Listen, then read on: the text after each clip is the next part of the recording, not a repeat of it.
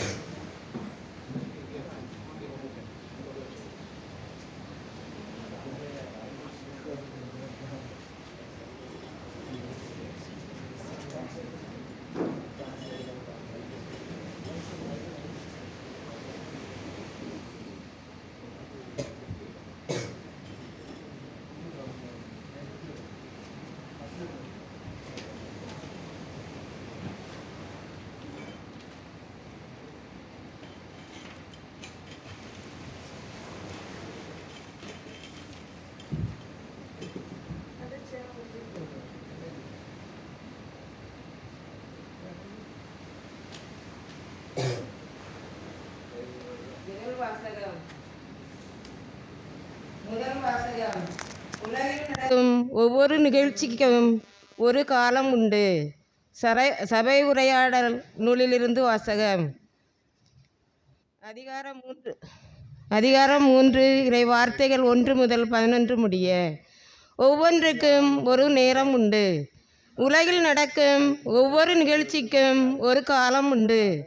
பிறப்புக்கு ஒரு காலம், இறப்புக்கு ஒரு காலம், நடவுக்கு ஒரு காலம், அறுவடைக்கு ஒரு காலம், கொல்லுதலுக்கு ஒரு காலம், குணப்படுதலுக்கு ஒரு காலம், இடித்தலுக்கு ஒரு காலம், கட்டுதலுக்கு ஒரு காலம், அழுகைக்கு ஒரு காலம், சிரிப்புக்கு ஒரு காலம், துயரப்படுதலுக்கு ஒரு காலம், துள்ளி மகிழ்தலுக்கு ஒரு காலம், கற்களை எரிய ஒரு காலம், கற்களை சேர்க்க ஒரு காலம், அரவணைக்க ஒரு காலம், அரவணையாதிருக்க ஒரு காலம், தேடி சேர்ப்பதற்கு ஒரு காலம், இழப்பதற்கு ஒரு காலம், காக்க ஒரு காலம், தூக்கி எறிய ஒரு காலம், கிழிப்பதற்கு ஒரு காலம், தைப்பதற்கு ஒரு காலம், பேசுவதற்கு ஒரு காலம், பேசாதிருப்பதற்கு ஒரு காலம், அன்புக்கு ஒரு காலம், வெறுப்புக்கு ஒரு காலம், போருக்கு ஒரு காலம், அமைதிக்கு ஒரு காலம்.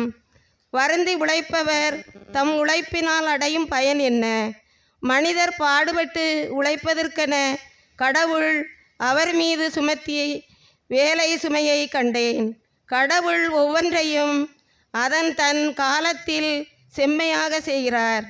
காலத்தை பற்றிய உணர்வை மனிதருக்கு தந்திருக்கிறார். ஆயினும் கடவுள் தொடக்கம் முதல் இறுதி வரை செய்து வருவதை கண்டறிய மனிதரால் இயலாது. இது ஆண்டவர் வழங்கும் அருள்வாக்கு. இறைவனுக்கு நன்றி.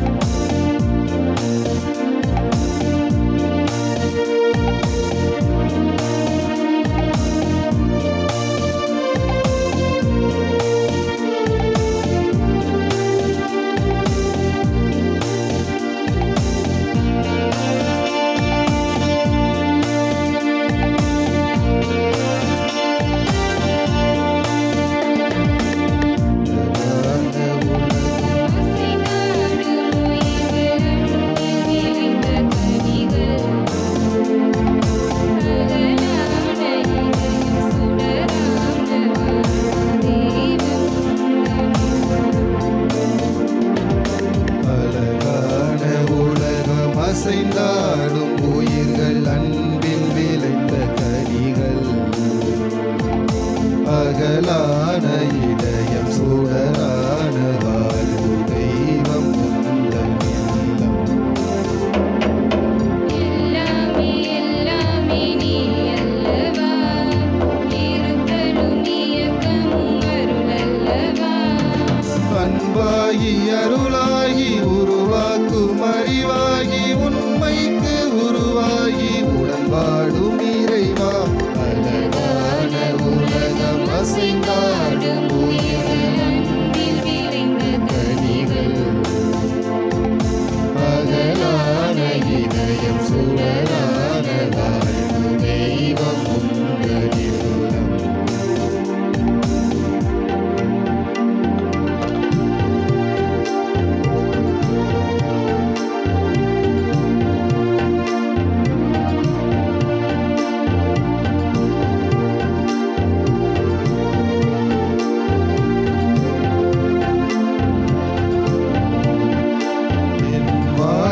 பரிசளித்து வாழ்த்து சொன்னாய், வாழும் தெய்வம் நீயே.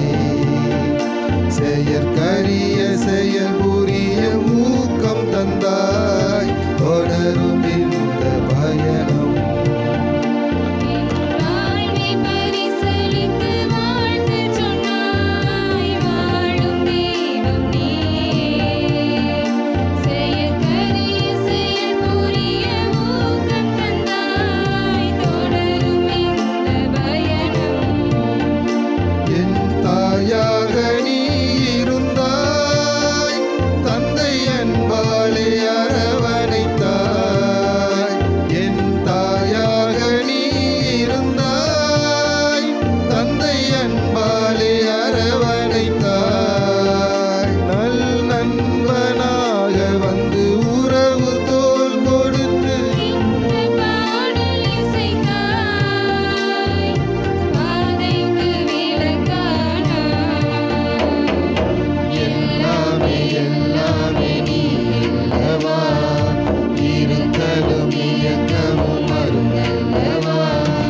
அன்பாகி அருளாகி உருவாக்கும் அறிவாகி உண்மைக்கு உருவாகி உடன் வாழும் இறைவா. அழகான உலகம் அசைந்தாடும் உயிர்கள் அன்பில் விளைந்த கனிகள், அகலான இதயம் சுடரான வாழ்வு தெய்வம் உந்தன் இல்லம்.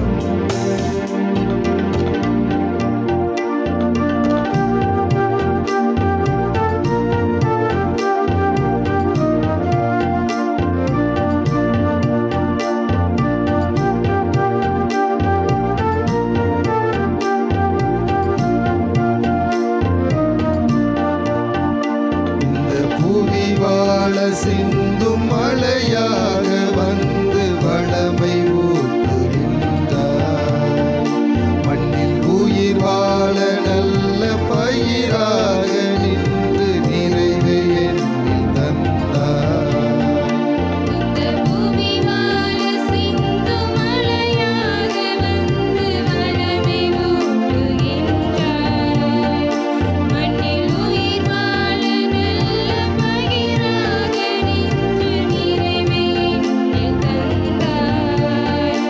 உயர் நோக்காக உளம் நுழைந்தாய், உயிர் மூச்சாக எனில் கலந்தாய். உயர் நோக்காக உளம் நுழைந்தாய், உயிர் மூச்சாக எனில் கலந்தாய். முழு மனிதனாக வந்து உறவு பாடம் தந்த உனது ஆட்சி அமைப்பே, சமநீதி மலரச் செய்வேன். அழகான உலகம் அசைந்தாடும் உயிர்கள் அன்பில் விளைந்த கனிகள். அகலான இதயம் சுடரான வாழ்வு தெய்வம் உந்தன் இல்லம். அழகான உலகம் அசைந்தாடும் உயிர்கள் அன்பில் விளைந்த கனிகள். அகலான இதயம் சுடரான வாழ்வு தெய்வம் உந்தன் இல்லம். எல்லாமே எல்லாமே நீ அல்லவா, இருத்தலும் இயக்கமும் அருளல்லவா. அன்பாகி அருளாகி உருவாக்கும் அறிவாகி உண்மைக்கு உருவாகி உடன் வாழும் இறைவா. அழகான உலகம் அசைந்தாடும் உயிர்கள் அன்பில் விளைந்த கனிகள், அகலான இதயம் சுடரான வாழ்வு தெய்வம் உந்தன் இல்லம்.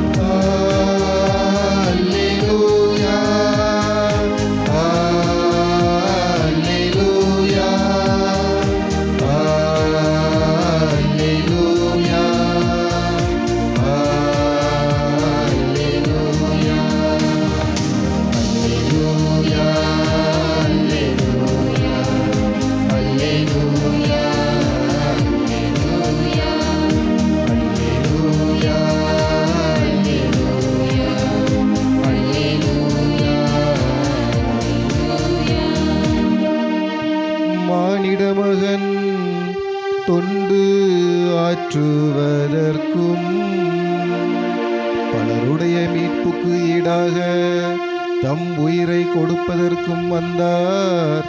அல்லேலூயா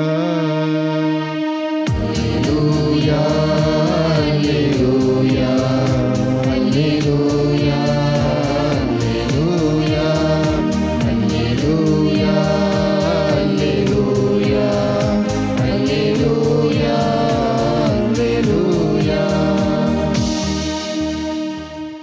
ஆண்டவர் உங்களோடு இருப்பாராக. உம் ஆன்மாவோடும் இருப்பாராக. லூக்கா எழுதிய தூய நற்செய்தியிலிருந்து வாசகம். ஆண்டவரின் மாட்சி உமக்கே.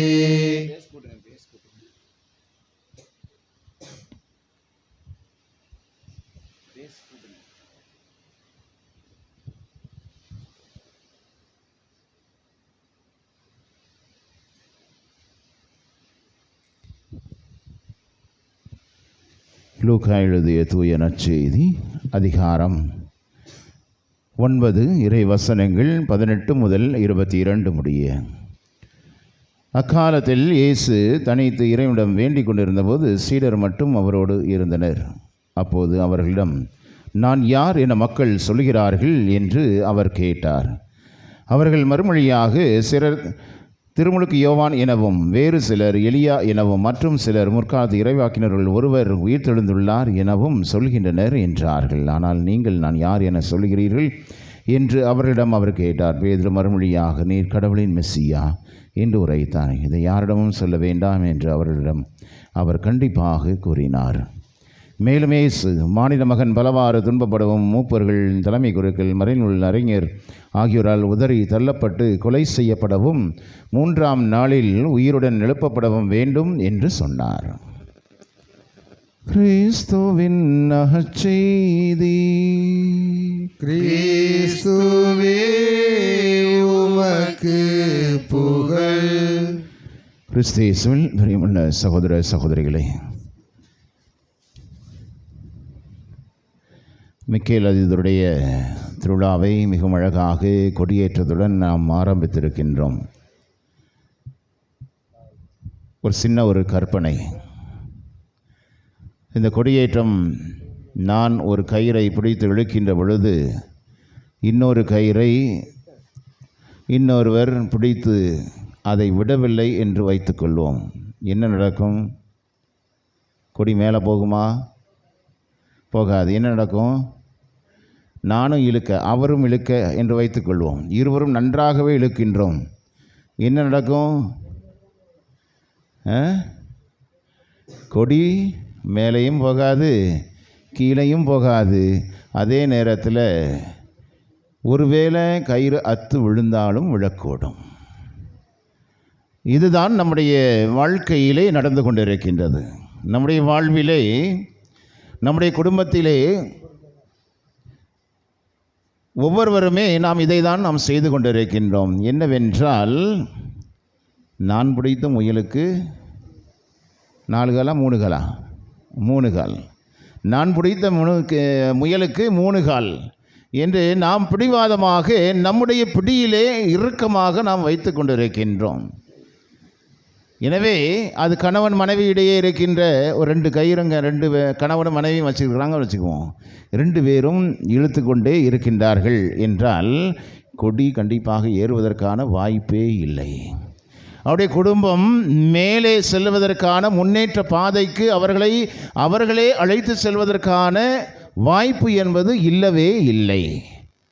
அப்போ இந்த கயிறு நமக்கு சொல்லிக் கொடுக்கின்ற பாடம் என்னவென்றால், ஒருவர் விட்டு கொடுத்தால்தான் அங்கு கொடி ஏற்ற முடியும், நம்முடைய வாழ்வும் மிகவும் நன்றாக உருவாகும் என்பது.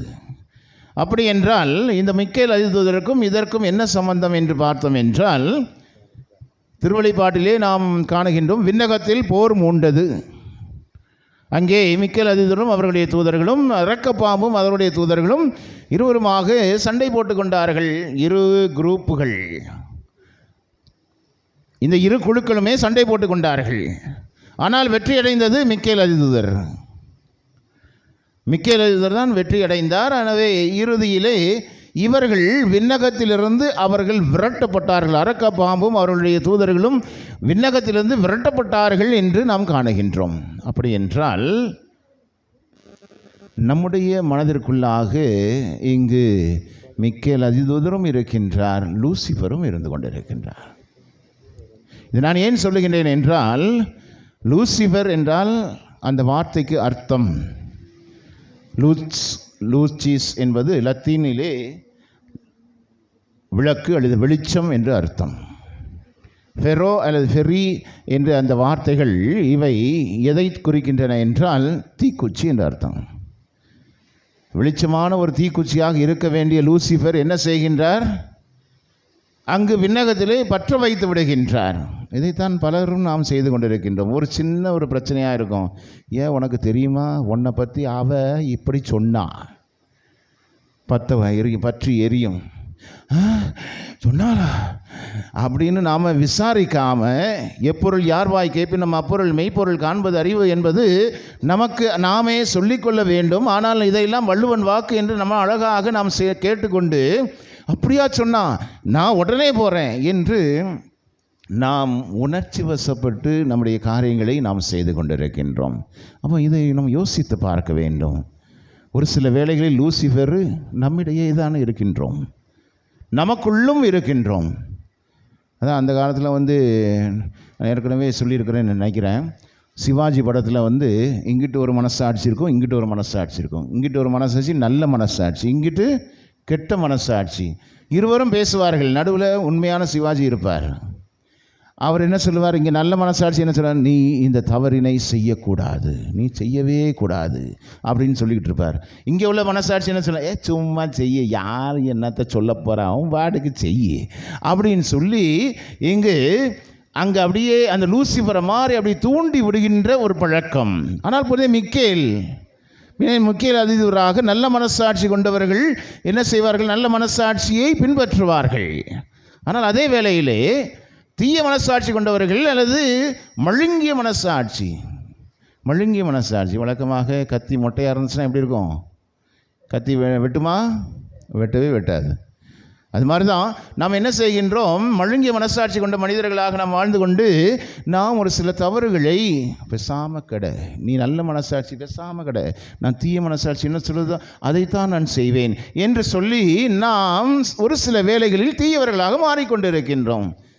தூய மிக்கேலுடைய வார்த்தைகளை நாம் கேட்காமல் லூசிஃபருடைய வார்த்தைகளை நாம் கேட்டுக்கொண்டிருக்கின்றோம். ஆக இதைத்தான் இன்றைய நாளிலே நாம் பாடமாக கற்றுக்கொள்ள வேண்டியது இருக்கின்றது. நம்முடைய குடும்பங்களுக்கு இடையே நாம் விட்டு கொடுக்கின்ற மனப்பான்மையை நாம் வைத்திருக்கின்றோம். அப்படி விட்டு கொடுக்கின்றோம் என்றால் புனித மிக்கேலை பின்பற்றுகின்றோம் என்ற அர்த்தம். அப்படி விட்டு கொடுக்கவில்லை என்றால் அதான் சொல்வார்கள், விட்டு கொடுக்கிறவர் எவரும் கெட்டு போவதில்லை, கெட்டு போகிற எவரும் விட்டு கொடுப்பதில்லை. அப்போ நாம் யார்? நாம் விட்டு கொடுக்கின்றோம் என்றால் புனித மிக்கேலை பின்பற்றுகின்றோம். நாம் விட்டு கொடுக்கவில்லை என்றால் நாம் கெட்டுத்தான் போவோம். லூசிஃபரை போன்று விண்ணகத்திலிருந்து வெளியேற்றப்படுவோம். அந்த விண்ணக மகிழ்ச்சி நம்மளுடைய உள்ளத்திலிருந்தும் எடுக்கப்படும். எனவே நாம் விட்டு கொடுக்கின்ற மனிதர்களாக நாம் எப்பொழுதும் வாழ்ந்திட இந்த திருப்பலியிலே மன்றாடுவோம். ஆமென்.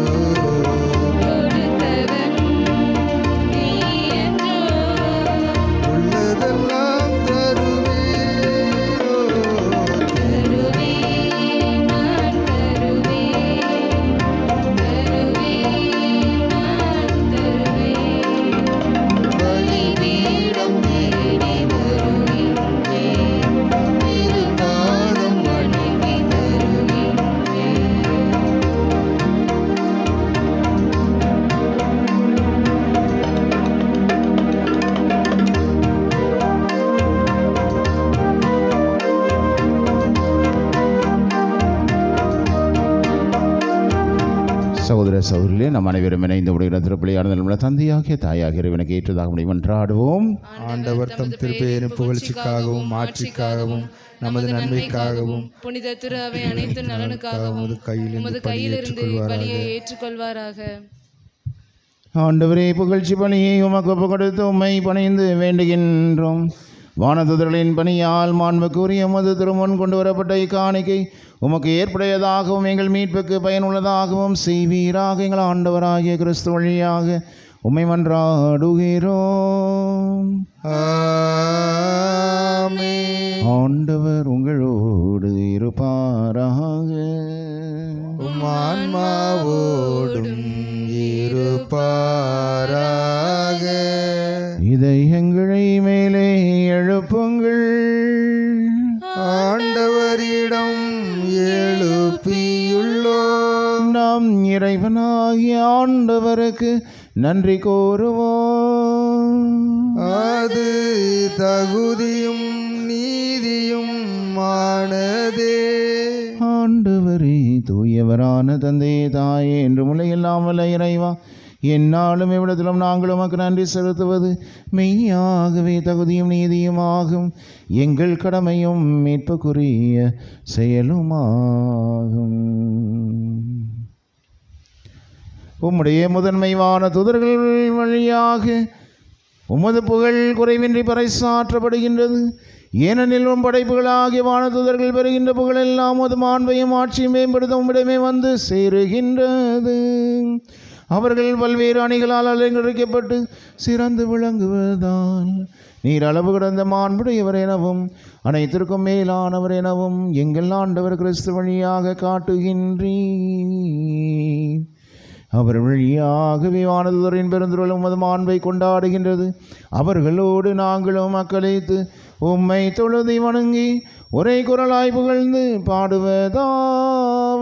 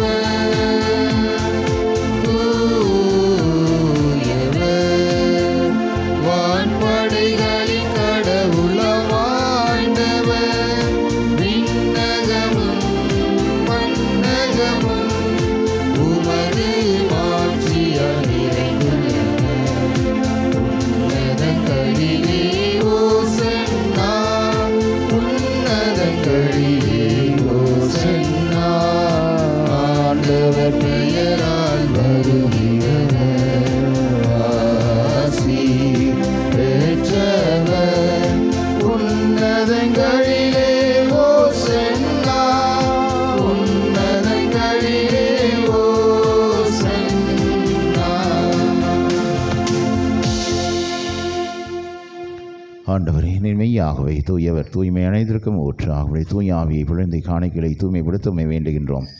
இவ்வாறு எங்கள் ஆண்டவர் இயேசு கிறிஸ்துவின் உடலும் இரத்தமுமாக எங்களுக்கு இவை மாறுணவாக.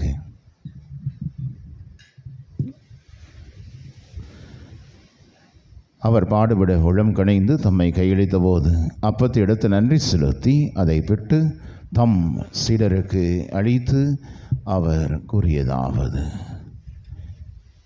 அனைவரும் இதிலிருந்து பெற்று உண்ணுங்கள், ஏனெனில் இது உங்களுக்காக கையளிக்கப்படும் என் உடல்.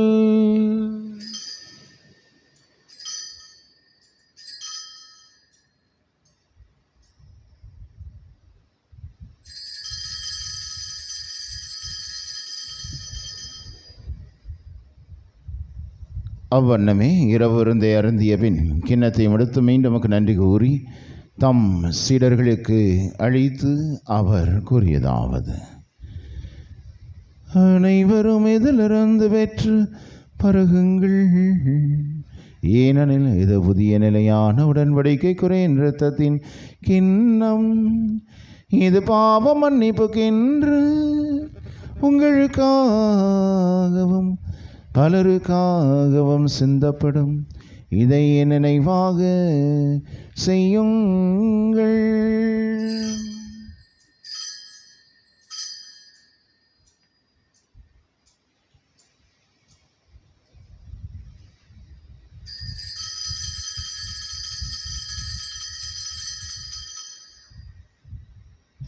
நம்பிக்கையின் மறைபொருள். ஆண்டவரே, நீர் வருமளவும் உமது இறப்பினை அறிக்கையிடுகின்றோம், உமது உயிர்ப்பினையும் எடுத்துரைக்கின்றோம். ஆகவே இறைவா, நாங்கள் கிறிஸ்துவின் இறப்பினையும் உயிர்ப்பினை நினைவு கூர்ந்து வாழ்வு திருமப்பத்தை மீட்பளிக்கும் கிண்ணத்தையும் உமக்கு கொடுக்கின்றோம். திருமணம் நமக்கு ஊழியம் புரிய தகுந்தவர்களை எங்களை ஏற்றுக்கொண்டு நினைவுக்கு நன்றி செலுத்துகின்றோம். மேலும் கிறிஸ்துவின் உடலிலும் இரத்தத்திலும் பங்குடும் எங்களையும் தூய ஆவியார் ஒன்று சேர்க்க வேண்டும் என நம்மை தாழ்மையுடன் மன்றாடுகின்றோம். ஆண்டவரே, உலகெங்கும் பரவியிருக்கும் உமது திருவையை நினைவு கூர்ந்தலும் எங்கள் திருத்தந்தை பிரான்சிஸ், எங்கள் ஆய ஸ்டீவன், எல்லா திருநிலையினர் ஆகிய அனைவரோடும் உமது திருவை அன்பில் நிறைவேற செய்தருளும். நீர் இவ்வுலகிலிருந்து முடம் அழைத்து கொண்ட இருதயதாசன், மீனா, விஜினோஸ், யூட் பிரிட்டோ, அனிதா பிரிட்டோ ஆகிய சகோதர சகோதரிகளை நினைவு கூர்ந்துள்ளும். திருமகனோடு அவரது இறப்பில் இணைக்கப்பட்டிருக்கின்ற இவர்கள் உயிர்ப்பிலும் அவரை போல இருக்கச் செய்தருளும். மேலும் உயிர்த்தலும் எதிர்நோக்குடன் தொழில்களும் எங்கள் சகோதர சகோதரிகளையும் இறந்தோர் அனைவரையும் இரக்கத்துடன் நினைவு கூர்ந்தும் திருமகளினுள் ஏற்றுக்கொள்ளும். எங்கள் அனைவரும் மீதும் இரக்கமாயிரும். கடவுளின் கனை தாயான புனித மரியா, அவருடைய கணவரான புனித யோசேப்பு, புனித திருத்தூதர்களை உலகிலும் கோந்தவராக இருந்தோராகிய புனிதர் அனைவருடனும் நாங்கள் நிறைவாழ்வில் பங்குகளும் தகுதி பெற்றோம். திருமகனேச கிறிஸ்து வழியாக இவர்கள் ஜெயித்து மரமருள உம்மை மன்றாடுகிறோம். இவர் வழியாக இவரோடு இவரில் எல்லாம் வல்ல இறைவனாகிய தந்தையே, தூய ஆவியாரின் ஒன்றிப்பில் எல்லா புகழும் ஆட்சியும் என்றென்றும் உமக்கு உரியதே. ஆமென், ஆமென், ஆமென்.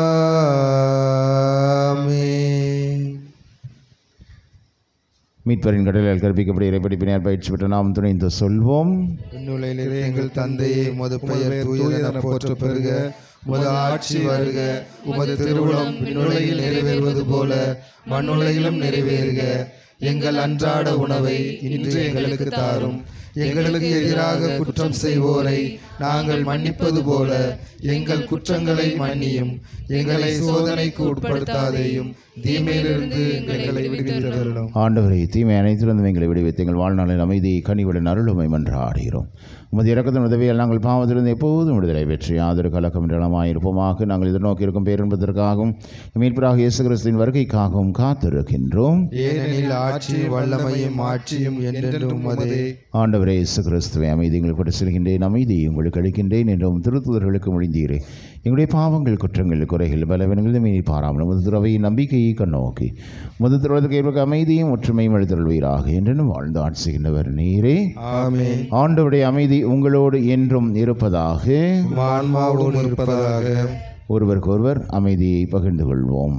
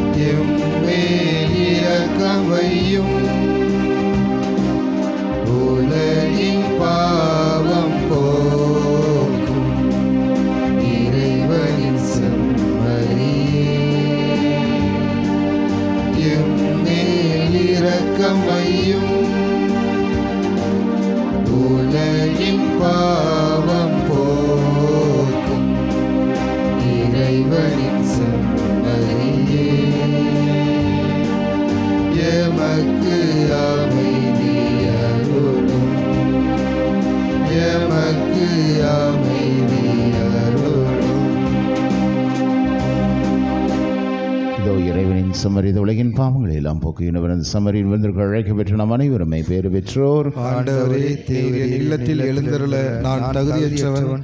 ஆனால் ஒரு வார்த்தை மட்டும் சொல்லியருளும், எனது ஆன்மா நலமடையும். கிறிஸ்துவின் திருடாமிரத்தம் நம்மை காத்து வாழ்க்கை.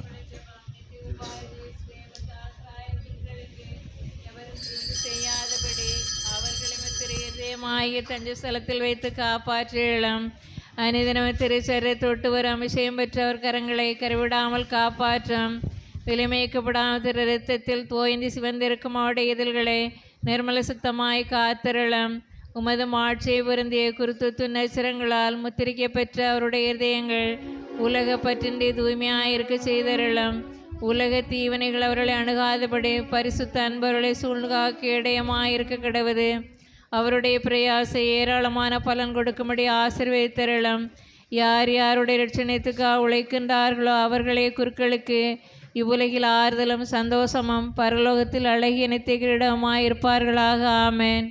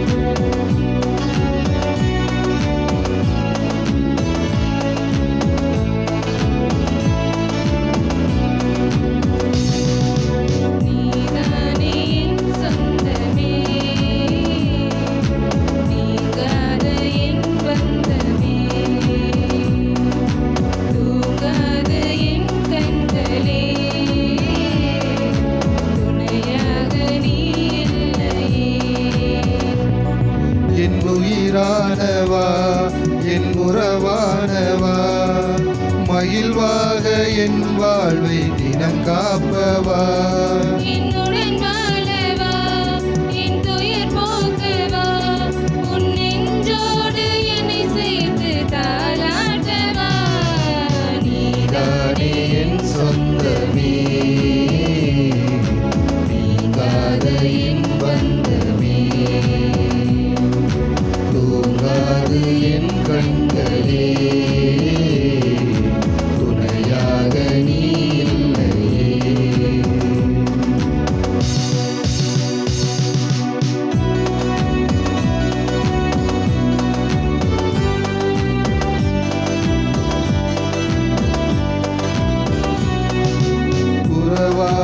களி கூர்ந்த என் சொந்தங்கள் சுமை வந்த போதெல்லாம் மறந்தோடின.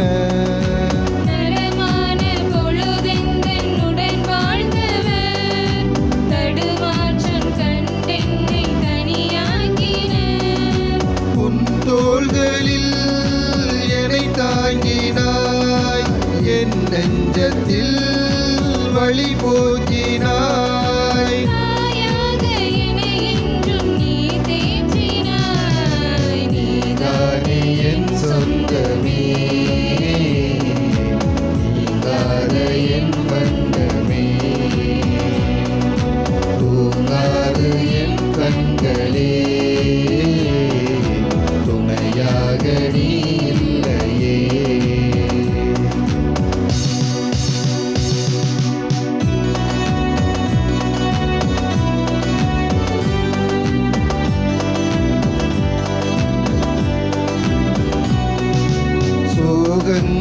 என் வாழ்வில் தினம் சூழ்கையில் நம்பிக்கை தீபங்கள் நீ ஏற்றினாய். இனி வாழ்ந்து பயனில்லை என எண்ணினேன், புவி வாழ்வில் பொருள் தந்து அறிவூட்டினாய். என் பாதையின் இருள் போக்கினாய், என் வாழ்க்கையின் புதிர் நீக்கினாய்.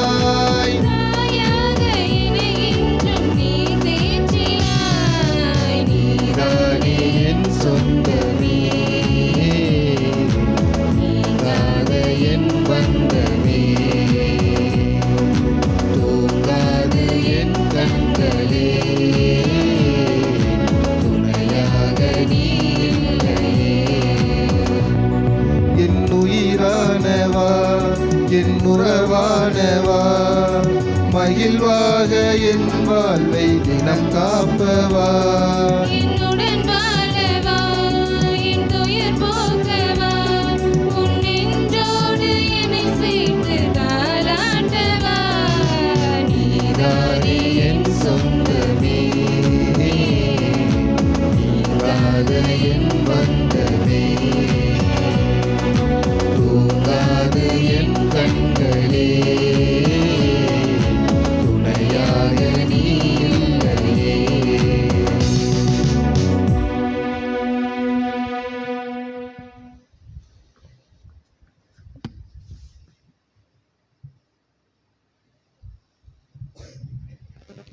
கிறிஸ்தேசுவில் பிரியமுள்ள சகோதர சகோதரிகளே, நாளை காலையில் 6 மணிக்கு திருப்பலி நடைபெறும்.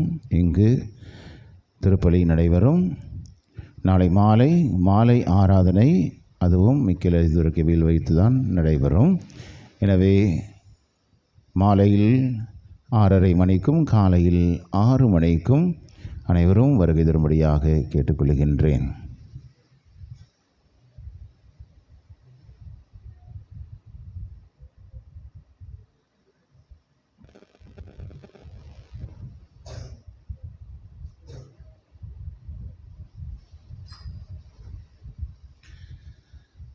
நன்றியுடன் மன்றாடுவோமாக. ஆண்டவரே, விண்ணக உணவால் ஊட்டம் பெற்ற நாங்கள் உம்மை பணிந்து வேண்டுகின்றோம்.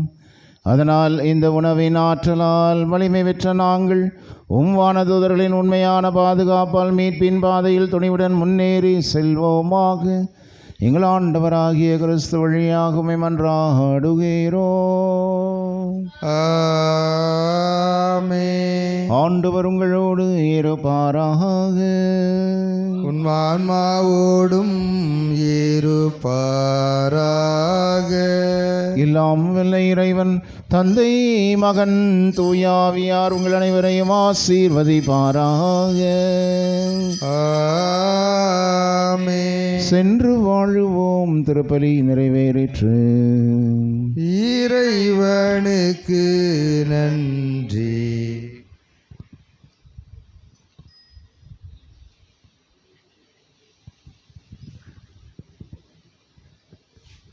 பிதா சுதன் பரிசுத்த ஆவியின் பெயராலே.